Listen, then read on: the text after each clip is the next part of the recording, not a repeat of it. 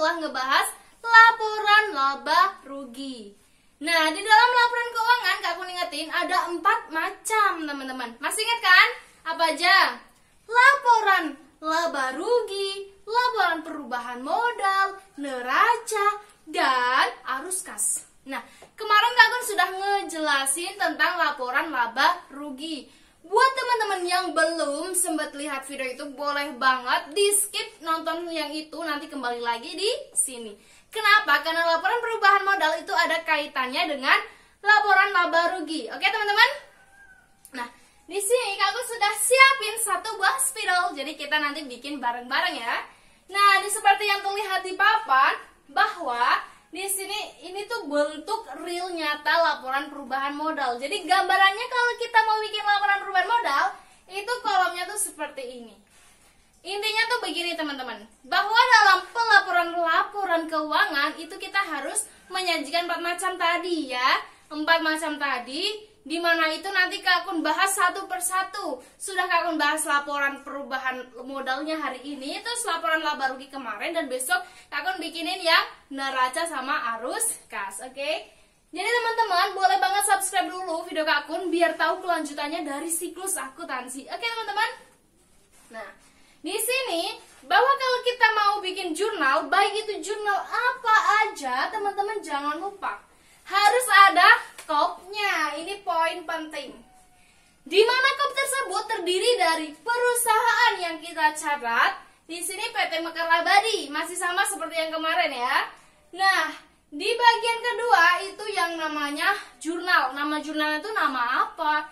Nah, karena kita sekarang ngebahas laporan perubahan modal, jadinya kita tulis laporan perubahan modal. Nah, yang ke bagian 3 itu adalah periode akhir yang berakhir ya. Jadi periodenya 31 Desember 2020. Teman-teman, bahwa dalam pelaporan perubahan modal itu tuh ada berbagai macam yang menambah dan mengurangi. Yang menambah itu seperti kayak laba yang terjadi di laporan laba rugi. Terus ada juga prive. Prive itu apa? Prive itu adalah keperluan pribadi, di mana si perusahaan itu kan ada pemiliknya. Nah, suatu ketika si pemilik main ke perusahaan, akhirnya dia pakai uang perusahaan untuk beli barang yang tidak ada hubungannya di perusahaan. Nah, itu dinamakan prive atau drawing atau keperluan pribadi. Nah, di sini Kak Kun sudah kasih gambaran bahwa di sini ada modal awalnya 30 juta. Ini kita bisa lihat di bagian worksheet di neraca ya, teman-teman. Nah, terus ada laba. Laba ini senilai 48.300.000. Di mana laba ini kita lihat di bagian laporan laba rugi. Jadi ini ada kaitannya ya, teman-teman, ada urutannya gitu. Nah, di sini ada prive. Prive-nya berapa? 10 juta. Nah, prive ini dimasukkan di bagian neraca.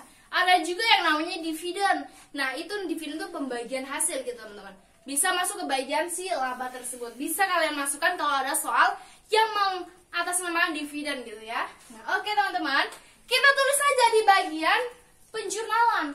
Bahwa dalam penjurnalan, langkah awalnya kita harus tulis dulu modal awalnya berapa. Nah, di sini modal awalnya 30 juta. Berarti kita tulis modal awalnya 30 juta. Kita buat di paling menjorok ya. Karena ini untuk penghitungan akhir. Nah, setelah itu ada penambahan sama pengurangan. Di mana penambahannya ini berupa laba senilai 48.300.000 dan pengurangannya berupa prive atau drawing atau keperluan pribadi. Berapa? 10 juta. Kalau sudah sampai tahap seperti ini, kita harus menghitung dulu. Bagian penambahan ini kita hitung. 48.300.000 kita kurangkan dengan 10 juta. Hasilnya berapa? Hasilnya setelah Kak Kun hitung pakai kalkulator itu 38.300.000. Nah, yang ini 38.300.000 itu dinamakan dengan penambahan, teman-teman. Kenapa? Karena labanya itu lebih besar daripada pengeluaran yang dikeluarkan.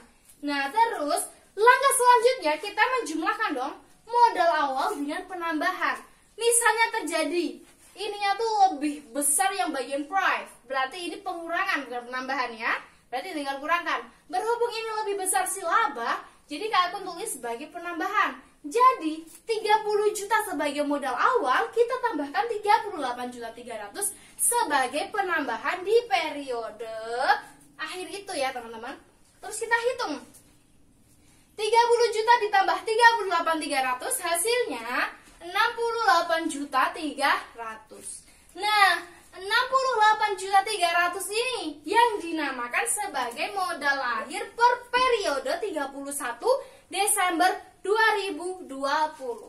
Oke teman-teman, Kak Akun ingetin bahwa dalam penghitungan laporan perubahan modal itu yang terdiri adalah modal awal itu sendiri yang bisa kita lihat di bagian neraca di worksheet. Terus ada laba yang bisa kita lihat di laporan laba rugi. Terus ada price kita lihat di bagian neraca di worksheet. Nah, setelah selesai dijumlahkan, barulah ketemu sebagai modal akhir. Jadi setiap periode berganti, kita akan ada yang namanya modal akhir. Dimana modal akhir itu akan menjadi modal awal di periode awal gitu ya teman-teman. Oke teman-teman, jadi video pembahasan tentang laporan perubahan modal sampai di sini.